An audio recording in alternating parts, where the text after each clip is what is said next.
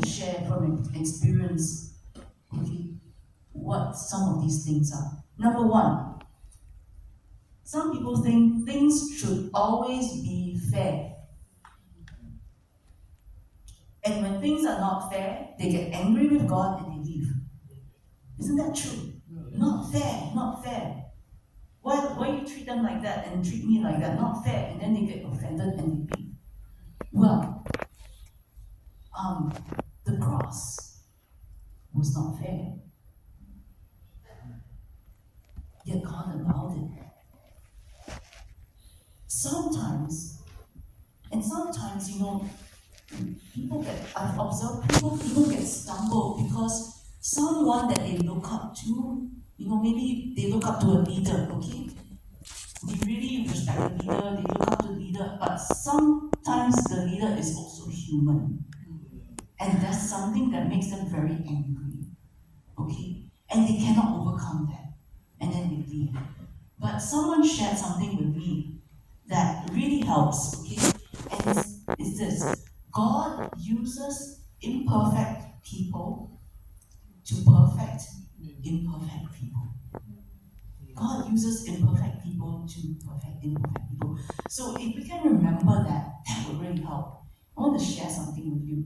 There was a particular issue that we were going through. And some people were saying it should be like this, and other people were saying it should be like that.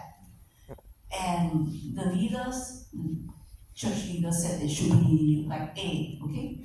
And the people who said it should be like B got very offended, and they left. And then, a few months after they left, the leaders changed their minds and said it should be like B. It can be, they brought more balance to everything. And I was thinking, Lord, what was that all about? That's very confusing. So what was that all about? And the Lord, and as I sought the Lord, how He saw it, He said, actually, the issue wasn't about A or B. You know what the real issue was? I was testing the hearts of the people to see how they would respond to leadership. Okay. That was the real issue. So if you're going through a situation that you find difficult, ask the Lord, what is the issue here? Is it really the issue that I really care about? Or are you trying to use that issue to work in me? That might be the real issue. And after the Lord has worked in me, then that other issue might be resolved. So things are not always fair. Number two, very quickly. Sometimes we think things should always be understandable.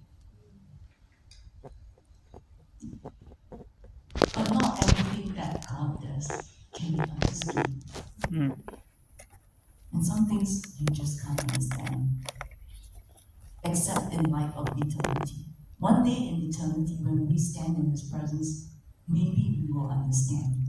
But some things are not always understandable. I want to share a quick story. Have you heard of the missionary severe flood?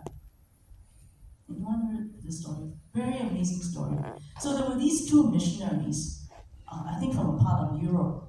I think it was Norway or Sweden, one of those countries. And they felt a call to go to Africa. So they husband and wife went to Africa and to share the gospel. Very little fruit. Nobody was interested. They went through very hard time, very hard life there. The only person that they won over to the Lord was this little boy that was selling them eggs. Okay? The rest of the people were not interested in what they had shared. And then after that, the wife had a child, and she died in childbirth. And the husband was so bitter. He was just said, I'm done with God. He gave up his daughter for adoption. And then he returned, and he never wanted to hear about God after. So this little girl grew up, and she was adopted by another missionary couple. And years later, she found out that the boy that her mother had won over to the Lord, shared the gospel with his village. And one day entire village over to the Lord.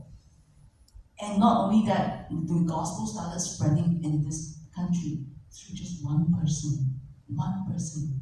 And years later, she had the joy of finding her father and telling him about what happened. So, sometimes in the short term, we don't understand what God is doing, but God reveals His wisdom in the long term. So sometimes God's ways are not always understandable. Third thing, sometimes we think fruitfulness is the result of hard work. Very Asian mentality, right? Work hard, then we got a fruit. But yes, it's true to a certain degree. But in John chapter 15, what did the Lord do to the fruitful branch? Chop, chop, chop. Pruning. Pruning. Sometimes fruitfulness actually comes from being cut back. Being cut back. And,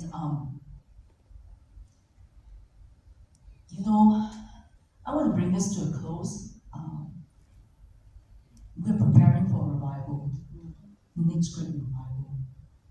Years ago, when Pastor Bailey was traveling and he was just talking to the Lord, and he was in the airport. And he said, Lord, we've been praying so many years for revival. Why is it that revival hasn't come yet? And the Lord showed him a vision of a milk bottle. That's a weird vision, right? Milk bottle. What's that got to do with revival? And the Lord said, I need spiritual fathers and mothers in the body of Christ. If there are not enough spiritual fathers and mothers, I can bring in the harvest. There are going to be many spiritual babies, but they will die. Okay. Because there are not enough spiritual fathers and mothers.